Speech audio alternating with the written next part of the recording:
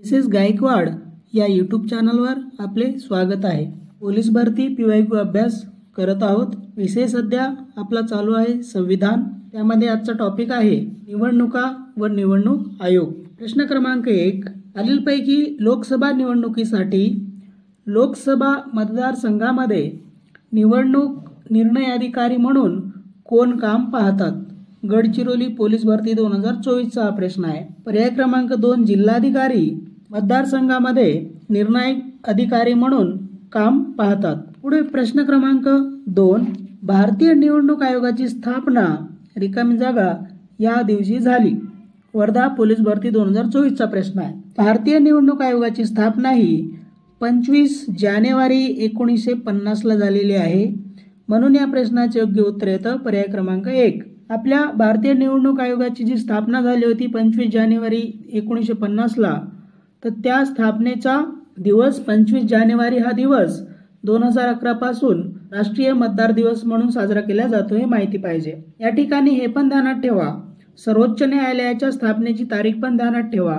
28 जानेवारी 1950 ही आपल्या सर्वोच्च न्यायालयाच्या स्थापनेची तारीख आहे। 26 जानेवारी 1950 ला भारतीय संविधान संपूर्णपणे अंमलात आलेला दिवस आहे, प्रजासत्ताक दिन आपण साजरा करतो। 15 ऑगस्ट 1947 आपण स्वातंत्र्य झालो, हा आपला स्वातंत्र्य दिवस म्हणून आपण साजरा करतो। आणि इथे 25 जानेवारी हे जे काय 1951 हे चुकीचं आहे। हे 25 जानेवारी 1950 हे भारतीय निवडणूक आयोगाच्या स्थापनेची तारीख आहे, हे आपल्याला माहिती पाहिजे। प्रश्न क्रमांक 3, खालीलपैकी कोणी भारताचे मुख्य निवडणूक आयुक्त म्हणून काम पाहिलेले नाही? सोलापूर पोलीस भरती 2024 चा प्रश्न आहे। या प्रश्नाचे योग्य उत्तर येतं पर्याय क्रमांक 4, राजीव महर्षी। हे राजीव महर्षी हे भारताचे 13वे नियंत्रक व महालेखा परीक्षक, त्यांनाच controller and auditor general of India म्हणतात, तर ते 13वे महालेखा परीक्षक म्हणून काम पाहिलेले आहेत। हे भारताचे मुख्य निवडणूक आयुक्त नव्हते। या ठिकाणी VS रमादेवी या भारताच्या पहिल्या महिला निवडणूक आयुक्त म्हणून त्यांनी काम पाहिलेलं, हे माहिती पाहिजे। त्यानंतर भारताचे पहिले निवडणूक आयुक्त हे सुकुमार सेन होते, हे आपल्याला माहिती पाहिजे। मग भारताचे सध्याचे मुख्य निवडणूक आयुक्त कोण आहेत असा प्रश्न येणाऱ्या भरतीमध्ये विचारला जाईल, तेव्हा आपलं उत्तर पाहिजे ज्ञानेश कुमार हे सध्या भारताचे मुख्य निवडणूक आयुक्त आहेत। आणि सुशील चंद्रा हे भारताचे 2021 मध्ये मुख्य निवडणूक आयुक्त होते। आणि VS संपत हे भारताचे 2012 मध्ये मुख्य निवडणूक आयुक्त होते। म्हणून या ठिकाणी योग्य उत्तर येतं राजीव महर्षी। पुढे प्रश्न क्रमांक 4, 18वी लोकसभा निवडणूक किती टप्प्यात पूर्ण झाली होती? भंडारा पोलीस भरती 2024 चा प्रश्न आहे। तर भारतामध्ये आपली 18वी लोकसभा निवडणूक ही एकूण 7 टप्प्यांमध्ये पूर्ण झाली होती। म्हणून या प्रश्नाचे योग्य उत्तर येतं पर्याय क्रमांक 4। प्रश्न क्रमांक 5, निवडणूक आयोगाने वोट फ्रॉम होम ही सुविधा कोणांसाठी पुरवली आहे? भंडारा पोलीस भरती 2024 चा प्रश्न आहे। यामध्ये ध्यानात ठेवा की अपंग व्यक्ती त्यामध्ये येतात, 40% जे डिसेबल आहेत, 40% पेक्षा जास्त त्यांचं अपंगत्व आहे असे व्यक्ती। व या ठिकाणी हे 80 वर्ष नसून या ठिकाणी जर का 85 वर्ष असतं तर या ठिकाणी दुसरं पण पर्याय आपला योग्य असता। म्हणून या ठिकाणी या प्रश्नाचे योग्य उत्तर येतं फक्त पर्याय क्रमांक 1, 40% पेक्षा जास्त अपंग असलेले व्यक्ती व 85 वर्ष वयापेक्षा जास्त असणारे व्यक्ती यांना वोट फ्रॉम होम ही सुविधा पुरवल्या गेली होती निवडणूक आयोगामार्फत। पुढे प्रश्न क्रमांक 6, मतदारांच्या बोटावर लावण्यात येणाऱ्या शाईमध्ये कशाचा वापर केला जातो? जालना पोलीस भरती 2024 चा प्रश्न आहे। सिल्वर नायट्रेटचा उपयोग केला जातो।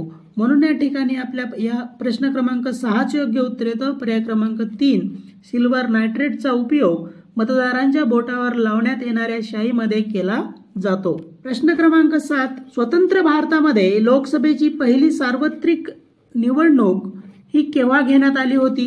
रायगड पोलीस भरती 2024 चा प्रश्न आहे। तर भारतामध्ये सर्वप्रथम सार्वजनिक सार्वत्रिक निवडणूक ही 1952 मध्ये पार पडली होती। म्हणून या प्रश्नाचे योग्य उत्तर येतं पर्याय क्रमांक 4। 25 ऑक्टोबर 1951 ला निवडणुकीची सुरुवात झाली व त्याचा शेवट 21 फेब्रुवारी 1952 ला झाला। म्हणून आपण 1951-52 मध्ये निवडणुका पार पडल्या असं म्हणतो. परंतु इथे स्पेसिफिक एक वर्ष दिलंय म्हणून आपल्या 1952 मध्ये त्या पूर्ण झाल्या निवडणुका, म्हणून या ठिकाणी आपलं योग्य उत्तर येतं पर्याय क्रमांक 4. तर 1947 स्वातंत्र्य झालो, 1950ला आपण प्रजासत्ताक झालो, तर हे म्हणून हे बाकी वर्ष सगळे चुकीचे आहेत. पुढे प्रश्न क्रमांक 8, महाराष्ट्रात किती टप्प्यामध्ये 18व्या लोकसभेच्या निवडणुका घेण्यात आल्या? रायगड पोलीस भरती 2024 चा प्रश्न आहे. महाराष्ट्रामध्ये 18वी लोकसभा एकूण 5 टप्प्यांमध्ये घेण्यात आली होती, म्हणून या प्रश्नाचे योग्य उत्तर येतं पर्याय क्रमांक 4. एकूण 5 टप्प्यांमध्ये महाराष्ट्रामध्ये 18व्या लोकसभेच्या निवडणुका पार पडल्या होत्या. हे एकूण 7 टप्प्यांमध्ये एकूण सर्व भारतामध्ये 18व्या लोकसभेच्या निवडणुका ह्या एकूण 7 टप्प्यामध्ये घेण्याचं ठरवण्यात आलं होतं. पुढे प्रश्न क्रमांक 9, देशात एक देश एक निवडणूक घेण्याच्या संदर्भात कोणाच्या अध्यक्षतेखाली समिती स्थापन करण्यात आली होती? पुणे पोलीस भरती 2024 चा प्रश्न आहे. तर आपल्या भारताचे राष्ट्रपती होते रामनाथ कोविंद यांच्या अध्यक्षतेखाली एक देश एक निवडणूक घेण्यासंदर्भामध्ये समिती स्थापन करण्यात आली होती, म्हणून या प्रश्नाचे योग्य उत्तर येतं पर्याय क्रमांक 1 रामनाथ कोविंद. अमित शहा जे आपल्या भारताचे गृहमंत्री आहेत, NK सिंग हे 15व्या वित्त आयोगाचे अध्यक्ष होते, हे आपल्याला माहिती पाहिजे. पुढे प्रश्न क्रमांक 10, भारतामध्ये मतदान करण्यासाठी कमीत कमी वयाची अट काय आहे? ठाणे पोलीस भरती 2023 चा प्रश्न आहे. तर भारतामध्ये मतदान करण्यासाठी कमीत कमी वयाची अट ही 18 वर्ष आहे, म्हणून या प्रश्नाचे योग्य उत्तर येतं पर्याय क्रमांक 3. परंतु हे या ठिकाणी ध्यानात ठेवा, 61वी घटना दुरुस्ती 1989 हे आपल्याला या ठिकाणी पाठ पाहिजे, माहिती पाहिजे. या 61व्या घटना दुरुस्ती 1989 नुसार मतदाराचे वय हे 21 वरून 18 करण्यात आले. 1989 पूर्वी मतदान करण्यासाठीचे कमीत कमी वय हे 21 वर्ष होते. कधी? 1989च्या पूर्वी. परंतु ह्या 61वी घटना दुरुस्ती 1989 नुसार ते 21 वर्षाच्या कमी करून 18 वर्षे मतदान करण्याची कमीत कमी वयाची अट ठेवण्यात आली, म्हणून या ठिकाणी आपलं योग्य उत्तर आहे पर्याय क्रमांक 3. प्रश्न क्रमांक 11, केंद्रीय निवडणूक आयुक्ताची नियुक्ती करण्याचे अधिकार यांना आहेत? औरंगाबाद पोलीस भरती 2021 चा प्रश्न आहे. निवडणूक आयुक्ताची नियुक्ती करण्याचा अधिकार हा राष्ट्रपतींना आहे, म्हणून या प्रश्नाचे योग्य उत्तर आहे पर्याय क्रमांक 3. या ठिकाणी ध्यानात ठेवा, निवडणूक आयुक्त नियुक्ती व सेवाशर्ती कायदा 2023 मध्ये पारित करण्यात आलेला आहे.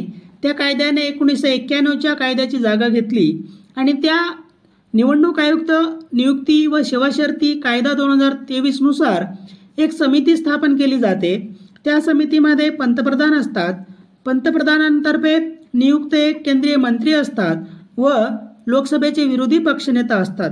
ह्या तिघांची समिती निवडणूक आयुक्त नेमायचं हे शिफारस करते राष्ट्रपतींना आणि त्यानंतर राष्ट्रपती त्या व्यक्तीला निवडणूक आयुक्त म्हणून हे या ठिकाणी ध्यानात ठेवायचं आहे. मुख्य निवडणूक आयुक्त वगैरे आपला राजीनामा राष्ट्रपतींना देतात, हे पण आपल्याला माहिती पाहिजे. त्यानंतर जे काही मुख्य निवडणूक आयुक्त असतात त्यांची पुनर्नियुक्ती होत नाही, हे आपल्याला माहिती पाहिजे. त्यांच्या वयाचे जे काही अट असते तर ते 6 वर्ष कार्यकाळ 6 वर्ष किंवा वयाच्या 65 वर्षापर्यंत ते आपल्या कामकाजावर राहू शकतात, हे आपल्याला माहिती पाहिजे. त्यांचे वेतन हे कॅबिनेट सचिवाप्रमाणे असेल असं सांगण्यात आलेलं आहे. मुख्य निवडणूक आयुक्तांना पदावरून काढण्याची प्रक्रिया ही सर्वोच्च न्यायालयाच्या न्यायाधीशांप्रमाणे असेल, हे आपल्याला माहिती पाहिजे. प्रश्न क्रमांक 12, भारतात पहिली सर्वसाधारण निवडणूक केव्हा झाली? मुंबई पोलीस भरती 2018 चा प्रश्न आहे. तर भारतामध्ये आपली पहिली सर्वसाधारण निवडणूक ही 1951 ते 52 मध्ये पार पडली, म्हणून या प्रश्नाचे योग्य उत्तर आहे पर्याय क्रमांक 1. तर 25 ऑक्टोबर 1951 ला सुरुवात झाली होती आणि 21 फेब्रुवारी 1952 ला तर निवडणुकीचा त्या शेवट झाला होता, म्हणून या ठिकाणी 51-52 मध्ये पार पडले असं आपण म्हणतो. हे बाकी पर्याय या ठिकाणी चुकीचे आहेत.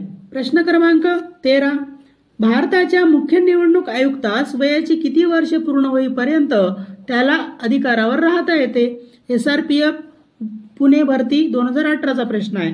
त्या ठिकाणी मी आताच सांगितलं होतं की त्यांना वयाच्या 65 वर्ष वयापर्यंत अधिकारावरती राहता येते. 6 वर्षे किंवा 65 वर्षे असं आपल्याला ध्यानात ठेवायचं आहे. प्रश्न क्रमांक 14, स्त्रियांना मतदानाचा हक्क सर्वप्रथम कुठल्या देशाने बहाल केला?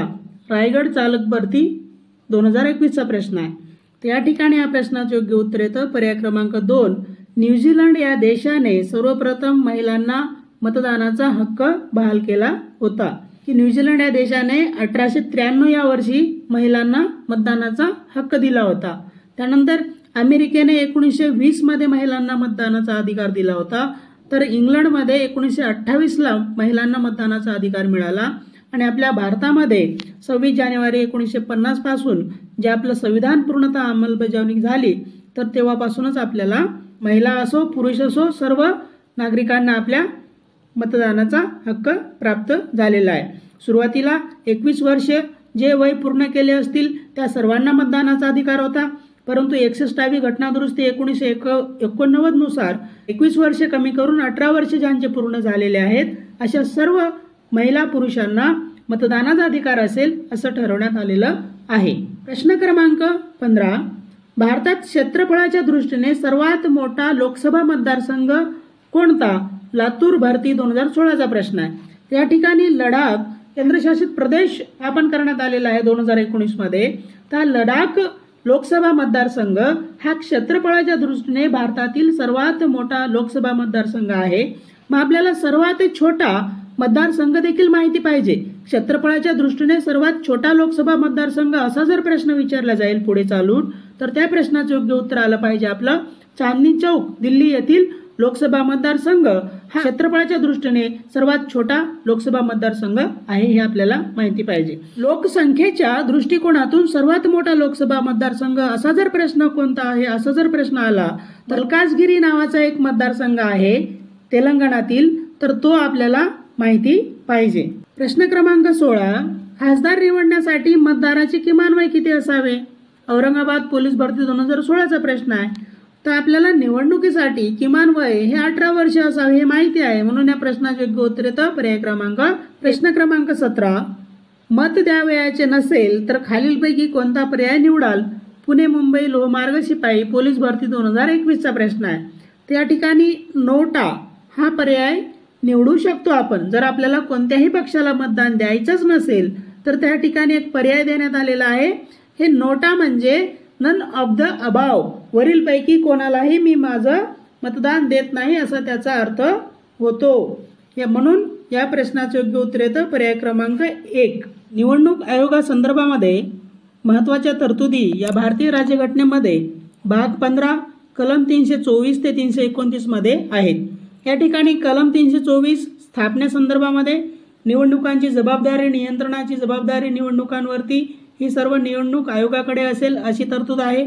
त्यामध्ये कलम 325 मध्ये कोणत्याही व्यक्तीचा धर्म पंथ जात आणि लिंग यानुसार मतदार यादीमधील समावेश नाकारता येणार नाही अशी तरतूद आहे. त्यानंतर कलम 326 मध्ये म्हणजे आपला जो मतदानाचा अधिकार आहे राईट टू वोट हा एक संवैधानिक अधिकार आहे अशी तरतूद आपल्याला कलम 326 अंतर्गत पाहायला मिळते. दुसरं महत्त्वाचं कलम आहे कलम 243K आणि कलम 243ZA. सध्या महाराष्ट्राचे निवडणूक आयुक्त हे दिनेश वाघमारे आहेत हे आपल्याला माहिती पाहिजे. यूट्यूब चॅनल व्हॉट्सअप चॅनल व टेलिग्राम चॅनल आहे SS गायकवाड सिद्धू सर नावाने. तर या ठिकाणी आपण जोडले जाल अशी अपेक्षा करतो. धन्यवाद.